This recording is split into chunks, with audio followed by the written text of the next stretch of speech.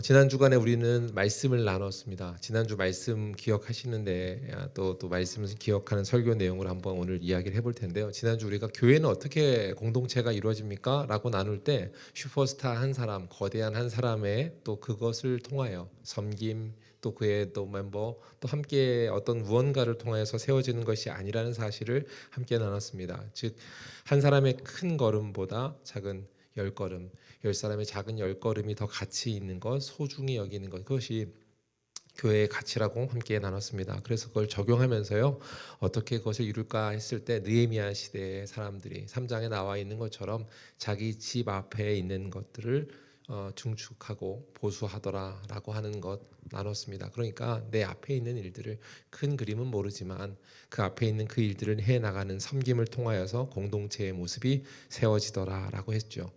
그래서 도전의 말씀을 나눴었는데 다른 거 나누는 게 아니라 나의 집 앞, 내가 증축해야 될, 우리 집 앞에 맡겨져 쌓아야 될 그 벽돌은 무엇입니까? 이렇게 나눔을 했고요. 그 벽돌을 쌓는 것 살아냅시다, 이렇게 도전했습니다.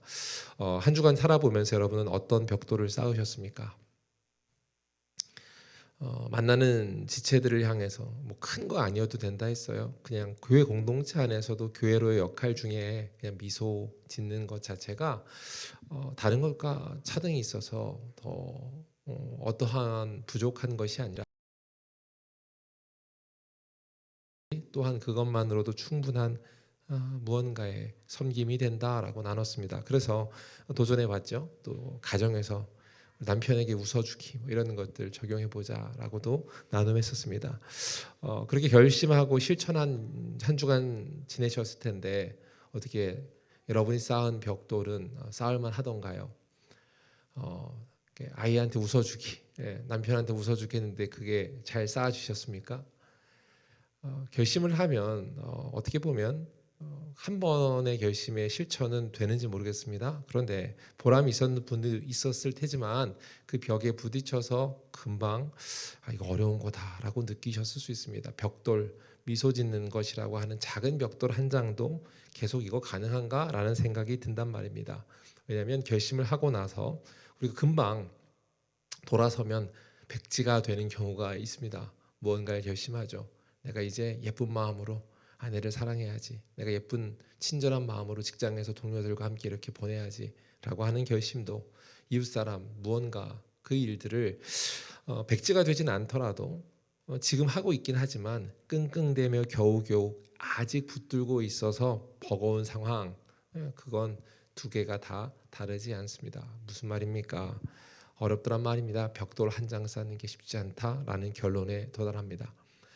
무엇을 말하고 있습니까? 지금 인간의 의지라는 것이 금세 바닥이 드러난다라는 이야기를 하는 겁니다. 인간의 마음, 인간의 의지라고 하는 것. 내 속이 상하고 마음이 텅 비어 있는데 어떻게 다른 사람을 진심으로 미소 지을 수 있겠습니까?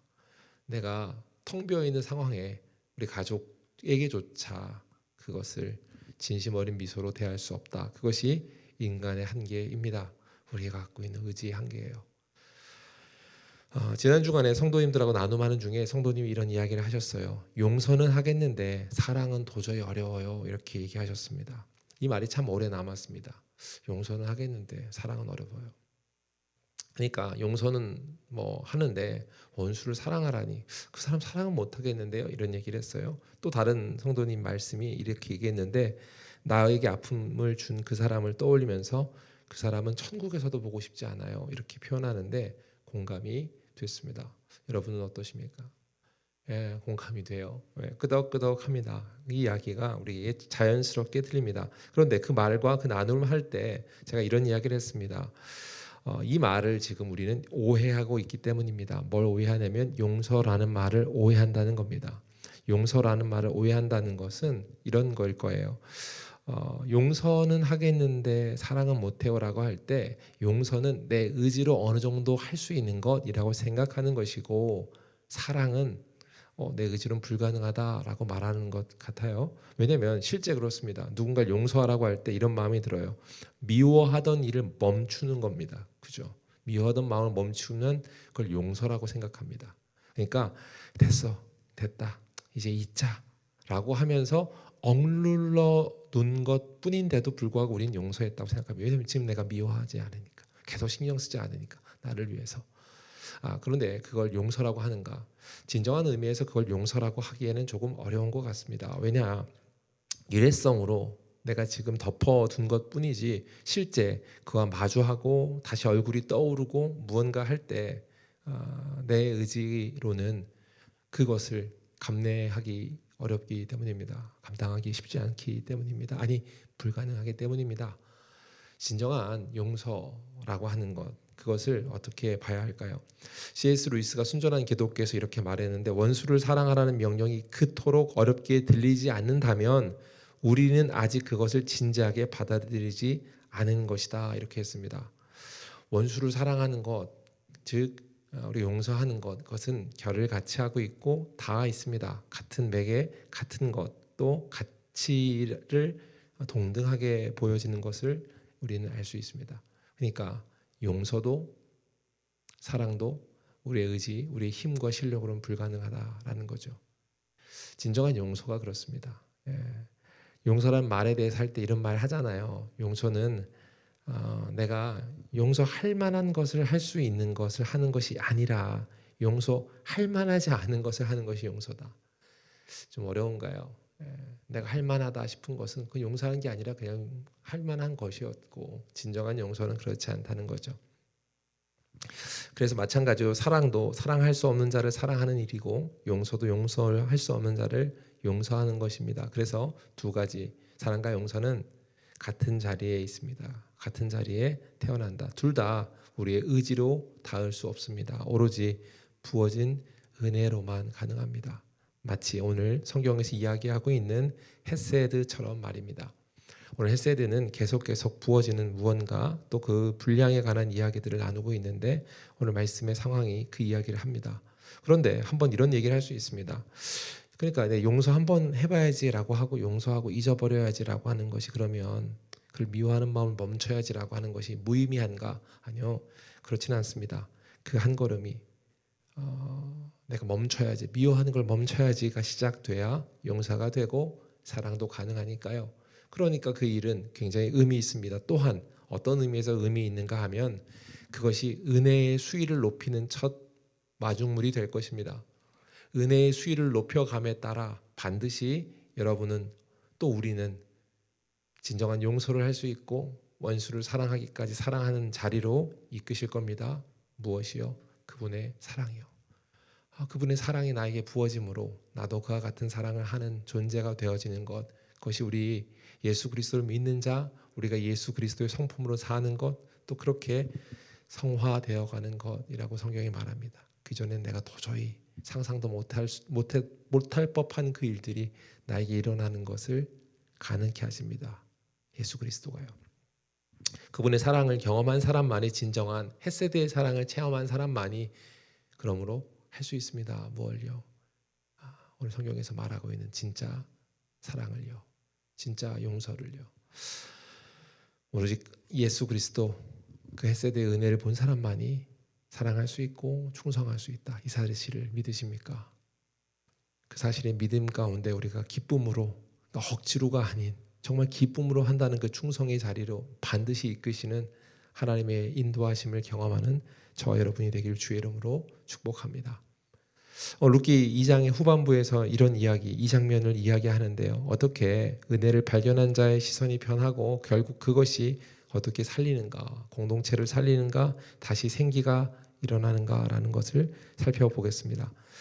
오늘 고난을 만나면 우리가 하나 하는 것이 하나님을 해석하기 시작합니다. 그러니까 하나님의 관점으로 믿는 사람들이 이 고난이 왜 이렇게 어떻게 라고 해석을 하는 거죠. 그러니까 하나님의 존재를 아는 사람이 첫 번째 고난을 만나면 이런 반응을 보일 수 있습니다. 하나님이 나를 왜 버리셨지? 나에게만 왜 이런 인생이 일어나는 겁니까? 라고 하는 하나님을 향한 어떻게 보면 원망 섞인 그의 하소연이 나타날 수 있습니다. 그죠? 그럴 때 있지 않습니까? 우리가 어려움을 만났을 때 그렇게 하소연하듯 그렇게 시간을 갖습니다. 나오미도 그랬습니다. 1장에서 나오미가 하나님 향하여서 또 하소연하는 것처럼 보이고요. 자기 인생을 하나님께서 나에게 버리셨고 벌을 내리고 있다라고 하는 어떤 해석을 하는 것 같아요. 나오미 해석 1장 20절에 이렇게 말합니다. 전능자가 나를 심히 괴롭게 하셨습니다. 예, 그의 괴로움, 나를 이제 나옴이라 부르지 말라라고 했습니다. 나옴이라는 말 뜻이 뭐죠? 기쁨이라는 뜻입니다. 근데 말하라 부르라 했습니다. 말하는 뭐예요? 슬픔이 이런 겁니다. 이 설명을 말하는 거예요. 그러면서 나는 텅 비었습니다라고 말하는데 사실 그때도 하나님은 일하고 계셨다. 우리가 지난 설교를 통해서 룻기 말씀을 살폈어요. 지난번 나눴을 때 우리가 이미 살펴봤기 때문에 그가 텅 비었다라고 할 때 얼마나 큰 의미를 말하는가. 사실 이 텅 비었다는 말이 굉장히 상처가 되는 말이기도 합니다. 난 아무것도 없습니다 이렇게 말하면서 돌아와서 옛날 고향 사람들한테 얘기하거든요. 근데 옆에 누가 서 있었죠? 며느리가 서 있습니다. 며느리랑 함께 간 자리에서도 텅 비었다라고 하면서 사람 취급을 안 한 거예요. 그죠? 룻은 어떤 뭐예요? 나는 그러면 투명 인간이에요. 막 이렇게 생각할 수 있잖아요. 예, 나오미의 절망과 나오미의 해석 자체가 사실 룻이 어떤 존재입니까? 나오미를 살게 하는 존재입니다. 나오미에게 먹을 걸 다 갖다 주는 것뿐만 아니라 실제로 가문이 다시 일어나는 것과 모든 역사가 일어나는 초석인데도 그는 그것이 옆에 있는 걸 봤다 못 봤다? 못 봤다. 아니 못 느끼고 있었다. 그 상태. 무슨 말입니까? 하나님은 그때도 일하고 계셨습니다. 그리고 그 일하심이 하나님의 손 쉼이 한 번도 없었다라는 걸 알고 있습니다.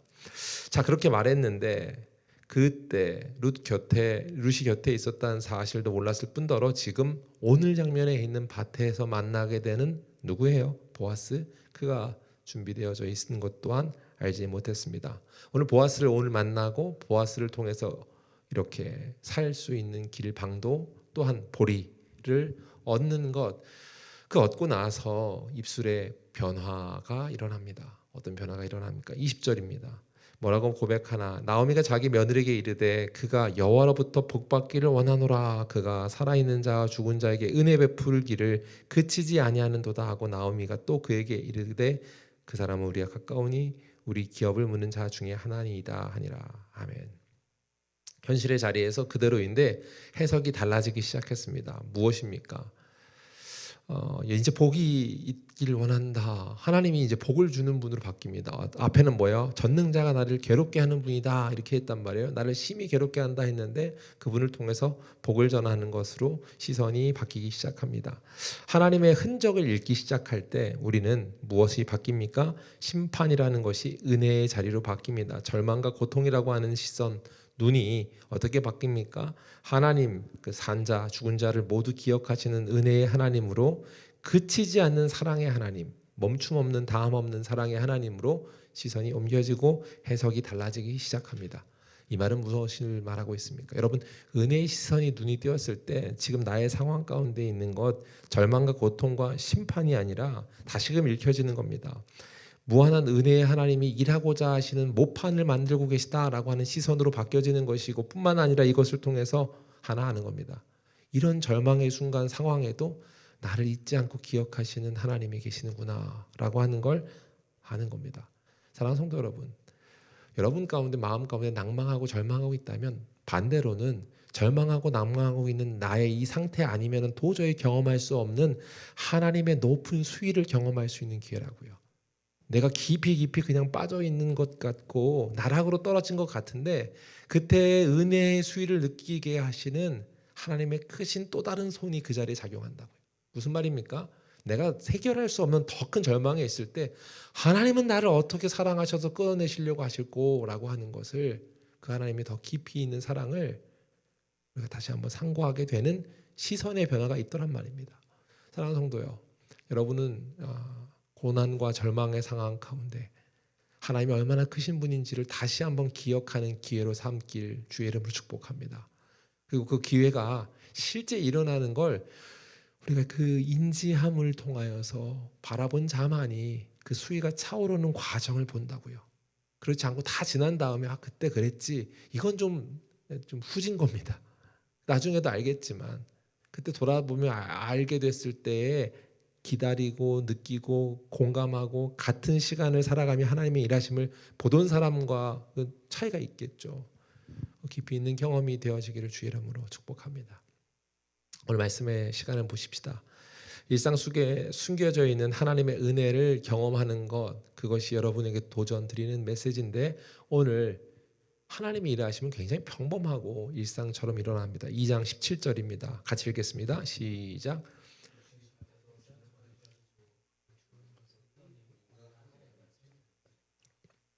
예, 룻이 대단한 걸 기대하고 가진 않았을 거란 말이에요. 밖에 나가서 추수하겠다라고 할 때 율법에 기록된 것처럼 고아와 과부를 위해 귀퉁이에 있는 것들 줍지 마 이렇게 했단 말이에요. 그러니까 그걸 알고선 그거 주스러 간 거잖아요. 여러분 보세요. 그 주스로 가는 건 율법의 하나님의 말씀을 의지해 나간 겁니다. 그러니까 굉장히 신앙적인 행동입니다. 그러나 기대할 수 있는 것이 얼마나 대단한 것이었겠습니까? 그냥 오늘 한 끼 정도 입에 풀칠을 하는 것, 그 정도가 적절한 기대치입니다. 그러니까 그 정도의 기대치, 그냥 믿음을 가지고 나아간 건데, 그런데 그렇게 일을 했는데 갖게 된 게 뭐라고 해요? 한 에바 이렇게 얘기했습니다. 한 에바는 무슨 말이야? 리터로 치면 22리터, 키로로 치면 한 15kg, 13에서 15kg 더 많게 보는 경우도 있는데 보리의 밀도 때문에 한 13에서 15kg 정도를 보더라고요. 그러니까 한 통 안에 22리터 통 안에 물로 채우면 꽉 차겠지만 지금 그게 아니라 이 보리를 채웠을 때는 밀도가 있잖아요. 그러니까 어떻게 돼요? 한 15kg 정도, 13kg. 자 보세요. 여러분 13kg 쌀, 15kg짜리 쌀 한번 들어보셨습니까? 보통 마트에서 10kg에서 20kg의 쌀을 삽니다. 그죠? 그거 살 때 오늘 한 끼 먹으려고 그거 사요? 아니요. 그렇지 않죠. 한 달은 좋게 먹을 만큼의 양입니다. 그런데 그걸 지금 하루에 줍습니다. 그러니까 이 양은 결코 작은 양이 아닙니다. 근데 이걸 가지고 우리가 어떻게 바라봐야 하는가라는 거예요. 아, 룻이 참 성실했어. 아침 일찍 나갔지. 그러니까 그는 그런 기회를 얻었고 그렇게 많은 쌀을 가진 거야. 이렇게만 생각한다면 잘못 보고 있는 겁니다. 오해입니다. 왜냐하면 불가능한 일이라니까요. 어떻게 그런 일이 있습니까? 근데 우리는 알죠. 어떻게 그런 일이 있었죠? 보아스가 옆에서 어떻게 하라고 해요? 종들에게 얘기해요. 남자 아이들에게 뭐라고 말합니까? 예, 흘려라, 던져 이렇게 얘기했습니다. 그죠? 그가 죽을 수 있도록 떨궈라라고 했습니다. 그러니까 보아스가 곡식을 뽑아두라고 하는 겁니다. 이런 거죠. 곡식 처리하면서 푹 던지고 가고 이렇게 그렇게 하지 않았겠습니까? 그래야 13kg, 15kg 줍지 않을까요? 그만 해도 엄청난 일일 텐데요. 룻을 향한 보아스의 배려가 있었습니다. 그러니까 그 일들이 일어났죠. 그리고 2장 3절 한번 같이 읽겠습니다. 시작.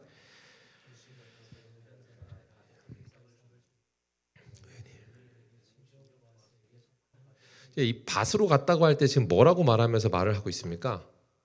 어떻게 갔대요? 우연히라는 말을 하고 있습니다. 그러니까 뭘 말하고 싶은 거예요? 이제 밭에 갔는데 우린 우연히 갔어라고 했는데 하나님이 보아스라는 사람 집에 우연히 갔고 마음 착한 사람이어서 그곳에서 그렇게 쌀을 많이 포리를 많이 주울 수 있었어라고 말하는데 그건 말이 우리가 이제 이미 살펴본 거였고 제가 지난번 설교 제목을 이 대목을 할 때 이렇게 얘기했었습니다. 설교 제목을 우연히 우연을 만나다 이렇게 했었습니다. 이걸 우리는 우연이라고 생각하지만 우연이 아닌 하나님의 일하심을 성경은 계속 여기 룻기에는 우연이라는 단어를 반복해서 쓰고 있습니다. 우연이 아니라는 걸 알게 하려고 우연히 우연이라고 말하고 있다고요. 그래서 우연히 우연을 만나다라고 했습니다. 우리가 생각하는 일상 평범한 일인데 그 일이 우연이 아니라고 성경이 말하고 있고 그 평범함 속에서 하나님이 일하신다라는 걸 너 알아 이렇게 알아먹으라고 계속 반복해서 말하고 있는 성경이라고 했습니다. 여러분한테 있는 오늘 누군가의 만남, 누군가와의 시간, 준비되어 있는 그 모든 배려가 우연이 아니라고 우리는 믿습니다. 어떻게 해요? 우리는 너무 잘 아는 거죠. 잠언 16장 9절에 이렇게 말합니다. 사람의 마음으로 자기의 길을 계획할지라도 그 길을 인도하시는 이는 누구예요? 여호와시니라 이렇게 말하고 있습니다. 사람이 자기의 길을 계획할지라도 그 일을 인도하시는 이가 여호와시라니요. 우리는 이 사실 믿습니다. 우리의 마음이 사람이 자기의 마음으로 자기의 길을 계획합니다. 그런데 여러분 아시죠? 그 계획이 있을지언정 그 계획의 실제는 그 걸음을 인도하시는 이가 하나님이시라고요.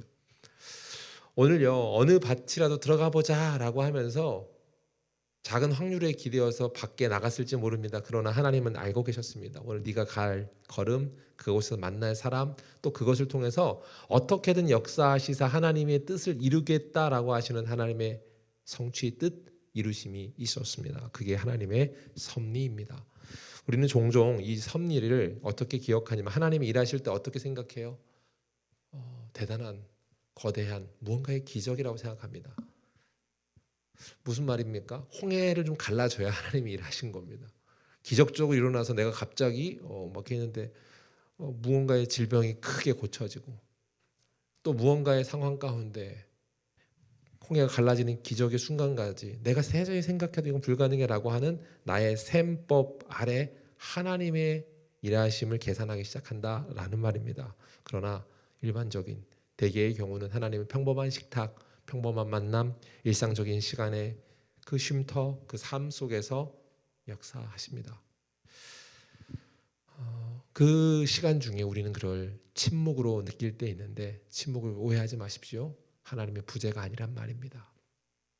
하나님의 부재가 아니라는 것은 보이지 않는다고 해서 하나님이 없는 것, 평범한 하루라고 해서 하나님 오늘 쉬고 계시나 도대체 어디 계셔요? 쉬고 계십니까? 라고 묻는 것이 무의미하다. 왜냐?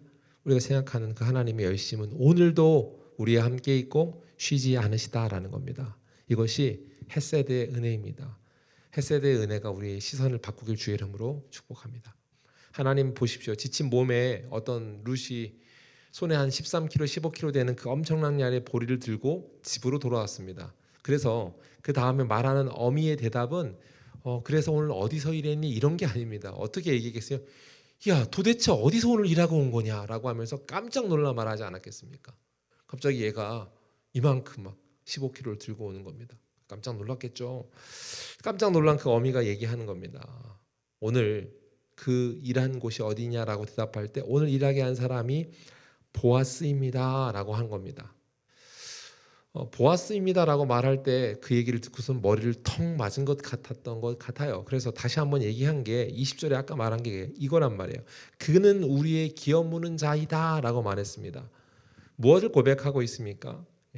그가 이 기적의 변화를 느끼고 있는 겁니다. 이름을 듣는 순간 그 입술에서 나를 괴롭게 하는 하나님을 느꼈는데 지금 쉬지 않고 사랑하시면서 나한테 부어주는 하나님으로 다시 해석을 했습니다. 그죠?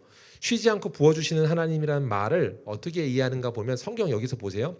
그가 살아있는 자와 죽은 자에게 은혜 베풀기를 그치지 아니하는도다 이렇게 말했습니다. 살아있는 자와 죽은 자 모두에게 은혜를 베푸는 걸 쉬지 않는데요. 그러니까 하나님은 얼마나 위대한 분입니까? 라는 얘기를 하는 건데 그 얘기는 왜 하는 거냐면 그 하나님이 지금 죽은 자는 누구를 상징하냐면 지금 아들들입니다.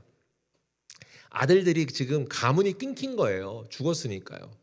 가문의 대가 이어지는 게 끝났단 말이야. 남편 죽었죠. 아들들 죽었죠. 이 집안은 어떻게 돼요? 끝난 거예요.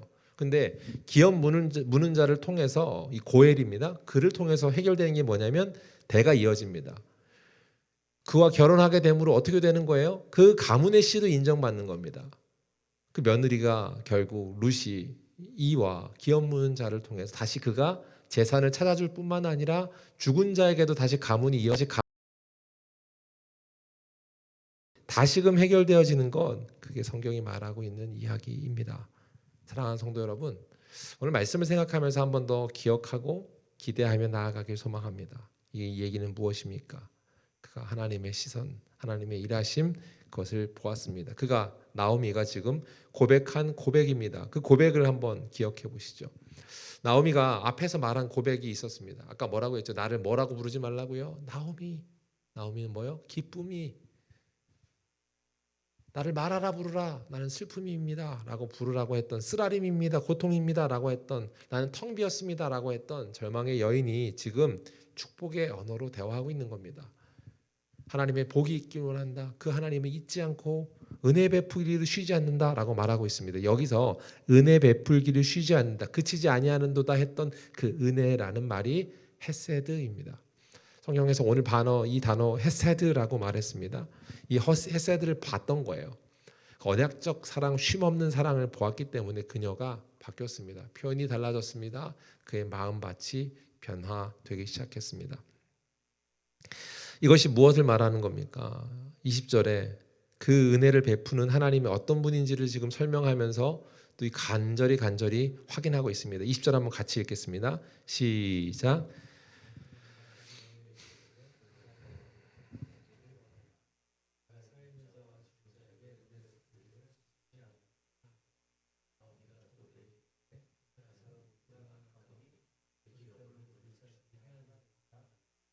그녀가 나오미 지금 깨달은 겁니다. 전능자가 나를 치시는 자인 줄 알았는데 하나님이 우리 가문을 향한 사랑은 한순간도 멈추지 않으셨구나.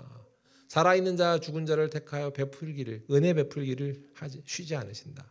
사랑하는 성도요, 이게 하나님이시라는 사실을 경험하십시오. 그리고 이렇게 경험하는 겁니다. 오늘 나오미의 고백대로 고백이라면 여러분은 이런 걸 느끼는 겁니다. 나만 나에게 하나님이 왜 이렇게 시련을 주시나요? 나에게 이렇게 어려움을 주시나요? 이런 고통을 주시나요? 라고 하는 그 관점의 해석이 바뀌는 겁니다. 하나님은 한순간도 나를 잊은 적이 없는 하나님이시군요 라고 말하는 것이고, 한순간도 우리 아들을 은준이를 잊은 적이 없는 하나님이시군요, 한순간도 우리 어머니와 우리 가정을 외면한 적이 없는 하나님이시군요 라고 고백하는 고백으로 바뀌는 겁니다. 원망하던 입술이 왜 이렇게 바뀌냐고요? 은혜입니다. 사랑입니다. 그분의 사랑, 헤세드, 그 사랑이 눈에 들어와요. 허니, 나한테 왜 이렇게 좋은 기회를 주시지? 나한테 왜 갑자기 이런 상황을 주시지? 굉장히 엄청난 어마어마한 일이 아니라고 해석할 수 있는데도 불구하고 13kg, 15kg 그 쌀, 그리고 우리 고엘 기업 물자라고 하는 그 일을 만난 가정에 방문만 한 겁니다. 그와 그냥 그 집에서 그냥 쌀을 얻었대, 이 얘기만 들은 거라고요. 뭔가 연이 이어진 것도 아니고 뭐가 된 것도 아님에도 불구하고 하나님으로 시선을 바뀌고 옮기게 된 그가 하나님의 복을 기억하고 나아가는 겁니다. 여러분, 오늘 말씀이 들려질 때 여러분도 이 말씀이 그냥 이와 같은 작용이 일어나는 겁니다. 아, 하나님이 한순간도 쉬지 않고 나를 일하시는 분이셨구나. 죽은 자와 산 자의 은혜를 베풀기 그치지 아니하신다는 그 하나님이 나의 하나님이구나 라고 확인되어지는 겁니다. 그러면서 시작되는 거예요. 인간적인 동기로 결단은 내가 그래 열심히 해야지, 신앙생활 이래야지, 이런 결단은 계속해서 꼬꾸라지는데 오늘 하나님의 은혜라고 바뀌어진 시선을 통하여서 한 걸음 더 나가는 거라고요. 은혜의 수위가 높여지는 거라고요. 그리고 그 결심으로 하나를 더 사는 거라고요. 그렇게 사는 게 성도입니다. 그리고 실제 그 길을 걸어가는 겁니다. 무의미하지 않다니까요. 결국에 마침내 이 한 걸음, 하나 결정하고 하나를 더 결단하고 한 걸음 더 내딛는 걸 통해 하나님 역사하심으로 실제 하나님이 이루고자 하셨던 용서, 사랑, 원수 사랑하는 그 수준 경지, 그것을 맛보게 하십니다. 은혜를 살게 하십니다. 그게 우리 하나님이십니다. 나오미가 보아스 이름을 듣고 다시 살아갈 소망을 품은 결정적 이유, 그것이 기업 무는 자라고 했습니다. 그 기업 무는 자라고 하는 것은 그 손해를 감수하면서 가는 거예요. 손해를 감수한다라는 게 뭐 대단한 것 아니에요. 우리가 아는 것처럼 땅을 다시 찾아줍니다. 근데 그 손해를 감수한다는 얘기 무슨 말이에요? 자기 재정을 써서 그 친족의 그 땅을 다시 사준 다음에 주는 겁니다. 그러니까 굉장한, 어떻게 보면 손해를 감수하는 일입니다. 그리고 부담스러운 일이고 또 지치는 일임에도 남의 짐을 대신 지어주는 것이라고 했습니다. 그게 고엘이라고 성경이 말하거든요. 기업 무는 자. 여러분, 그런데 참된 고엘이 있으십니다. 이 수고를 마다하지 아니하시고 손해를 감수하며 그 일들을 아무 소망이 없는 절망에 있는 그 일을 살려내는 것처럼 그 일을 하시는 이가 있습니다. 이것은 오실 이 예수 그리스도를 예표하는 일입니다. 무엇을 말하고 있습니까? 예수 그리스도가요, 이 자리에 있는 누군가의 그 절망에 있는 상황에 있는 누군가, 다름 아니라 우리라고요. 우리 하은자매의 마음 가운데 있는 절망감, 우리 임목사님 마음 가운데 있는 절망감, 떨어져 있는 그 타산할 것 같은 그 마음의 무게, 그게 우리란 말이에요. 그런데 그 마음을 텅 비어버렸습니다 라고 하는 그 마음 가운데 좌절함을 외면하지 않으십니다. 그리고 그 하나님이 우리를 다시금 일으켜주세요. 그리고 일으켜주시면서 그의 보배로운 핏값, 그것으로 우리에게 생명을 지불하셔 되찾아 주셨습니다. 그것이 헤세드, 한 번도 끝나지 않은 사랑이라고 말합니다. 룻기 21절, 2장 21절입니다. 같이 읽겠습니다. 시작.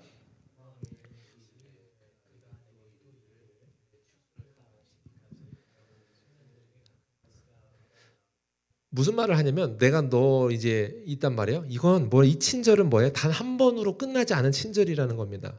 내가 추수가 다 끝날 때까지 어떻게 해요? 그 끝날까지, 그날까지 룻을 자기 보호 아래 두겠다라고 말하고 있습니다. 그렇게 이야기하고 있잖아요. 무엇을 말하는 거예요? 우리 하나님, 그분 또한 우리를 단 한 번 구원한 것으로 끝내지 않으십니다. 너희를 고아처럼 내버려 두지 않으리라 라고 하신 분이 예수 그리스도, 그분이세요. 떠나는 날도 말씀하셨고 뿐만 아니라 그 이후로도 우리와 함께 하십니다. 그게 우리 주 예수 그리스도입니다. 단 한 번 십자가 그 사건을 통하여서 구원했다 그걸로 끝내는 것이 아니라요. 구원한 것뿐만 아니라 떠나지 아니하시면 마지막 날 예수 그리스도 곧 그날 그분이 오시는 그리스도의 날까지 우리를 그의 손에 두십니다. 그러니까 지금도 붙들고 계시고 붙잡아 주시고 우리는 계속 넘어지고 지우치는 거. 구원받은 자이지만 계속 넘어진다니까요. 넘어지는 우리를 향해서 내가 그리스도의 그 뜻하심을 이룰 때까지 너를 사랑으로 안아주며 보호하고 인도하겠다라고 가르쳐 주세요. 빌립보서 1장 6절 너희 안에 착한 일을 시작하시는 이가 그리스도 예수의 날까지 이루실 줄을 우리가 확신하노라. 아멘. 그리스도 예수의 날까지 여러분을 인도하시고 붙들어 가십니다. 이게 참 소망이고요. 우리에게 위로가 됩니다. 그렇지 않습니까? 여러분 예수님이 여러분을 구원하신 것뿐만 아니라 구원하신 것이다라고만 성경 기록하지 않고 보아스가 오늘 룻한테 너희가 추수가 끝날 날까지 우리의 이 바운더리 안에 이 형제들이 줍는 이 소년들이 일하는 데에서 이것을 주워가고 계속 이 안에 있어. 추수 때 끝날 때까지 여기 있어 라고 하면서 안정감 보호 베풀어 준 것 그것처럼 아니 그보다 더 큰 사랑이죠. 헤세드의 사랑 단발성이 아닙니다. 보아스는 변덕스럽지 않습니다. 끝까지 그 일들을 감내하고 그것을 감수하고 책임집니다. 그런데 그보다 더 크신 우리 예수 그리스도 그분은 우리를 끝까지 사랑하며 책임지십니다. 이것이 무엇입니까? 영원한 사랑 고엘 세상에서 받을 수 없는 사랑이라고요. 사랑하는 성도 여러분 우리가 세상에서 받을 수 없는 사랑을 받았을 때만이 실제로 우리가 용서 세상이 줄 수 없는 용서의 마음을 실행하고 세상과는 다른 차원의 사랑을 우리의 삶을 통해 드러내 보여줄 수 있다. 믿으십니까? 이것은 무엇입니까? 전적으로 신뢰할 만한 아니 유일하신 그 하나님의 사랑 그 하나님의 사랑의 그 이루심 그것이 우리에게 나타나는 저와 여러분 되기를 주의 이름으로 축복합니다. 말씀을 정리하겠습니다. 오늘 더세움교회 성도 여러분 오늘 첫 질문으로 한번 돌아가 보겠습니다. 오늘 말씀에서 오늘 이렇게 얘기했어요. 여러분 오늘 말씀을 생각하면서 이런 얘기를 생각해요. 나 한 몸 추스리기도 힘든데 이 고통 이 순간에 어떻게 보면 나는 지금 마라 고통의 세상을 살고 있고 나의 삶 나의 순간은 지금 마라의 순간을 살고 있는데 우리는 어떻게 나오미라고 불리는 그 기쁨의 삶 그것으로 회복할 수 있을까라고 하는 질문을 한번 해보겠습니다. 오늘 설교에서의 질문이 그랬단 말이에요. 여러분이 나옴인데 어떻게 기쁨이가 되냐 슬픔이가 어떻게 기쁨이가 됩니까? 고난과 고통이라고 생각하는 이 상황이 어떻게 은혜라고 여겨집니까? 그것이 무엇입니까? 오늘 예배 자리에 나오면서도 오늘 마음에 무너지는 분들 있었을 것이고요. 결심을 해보지만 무너진 낙심이 계속 반복되는 분들 있을 겁니다. 누구를 품어낼 수 없다라고 한 철저한 실패감을 맛보고 있는 것 그것이 이번 주간의 시간이었을지 모릅니다. 그렇습니다. 그렇게 우리는 실패합니다. 우리의 성품으로는 도저히 살아낼 수가 없더란 말입니다. 그렇습니다. 그런데 성도는 그것이 끝이 아니라 말합니다. 고통과 패배 거기서 회복시키는 분 있습니다. 우리의 성품이 아닌 하나님의 성품으로 이루시는 분이 있습니다. 그것이 헤세드의 사랑인데 은혜 베풀기를 그치지 아니하도다. 산 자 죽은 자를 계속해서 그치지 않는 은혜로 이루신다라고 말하는 분이 그분이십니다. 그 하나님 예수 그리스도 기업 무는 자를 기억하십시오. 그분의 은혜의 여정 가운데 우리를 인도하십니다. 추수를 마치기까지 이삭을 주우며 함께하라라고 하셨고 그 일들이 이루어지는 그것이 오늘 성경에서 말하고 있는 바입니다. 23절에 그 고백을 기억하십시오. 추수가 끝날 때까지 보아스 밭 안에 거주하였습니다. 그의 어미와 나오미와 룻이요. 그리고 그 시간을 가지면서 어떤 일을 했겠습니까? 여전히 매일매일 이삭을 주었을 겁니다. 그 고단한 일을 끝쳐진 것은 아닐 거예요. 고단한 삶의 자리는 있습니다. 그런데 이전과는 완전 달랐을 겁니다. 이전에는 나의 계획이 어떻게 될 거라고 큰 기대는 없고 막연한 믿음, 그 절대자께서 약속한 그 약속, 율법이 그렇게 기록하니까 나가보자 수준이었다면 지금은 어떤 일이에요? 일은 하지만 안정된 바운다리가 있죠. 여러분 이게 성도의 삶의 차이입니다. 세상을 똑같이 살아요. 그래서 반하지 않아요. 그러니까 일하는 그 고통과 힘, 수고, 줍는 일 계속 한다니까요. 그가 그의 주어야만 살 수 있는 생계에 대한 부분들이 달라진 건 아니에요. 그러나 지치지 않고 살아갈 수 있는 안전한 자리가 있었습니다. 자기 의지와 노력, 그것으로 이뤄내야 되는 자기 의지의 들판이 아니라 보아스의 밭, 그 안에 있었습니다. 뭐예요? 은혜의 울타리 안에 있었습니다. 똑같은 오늘 말씀 주께서 주십니다. 요한복음 15장 5절에 나는 포도나무여 너희는 가지니 내가 그가 내 안에 내가 그 안에 있는 것 그리하면 많은 사람이 열매를 맺나니 나를 떠나서는 너희가 아무것도 할 수 없음이라라고 하셨던 이 말씀을 기억하십시오. 포도나무 생명이 우리 안에 단단히 붙어 있을 때 열매 맺게 하십니다. 그리고 그 일이 우리에게 일어나게 되는 줄 믿습니다. 오늘 사랑하는 성도 여러분, 더 이상 내 의지의 들판에서 방황하지 맙시다. 뭐라고요? 의지의 들판에서 방황하지 말자.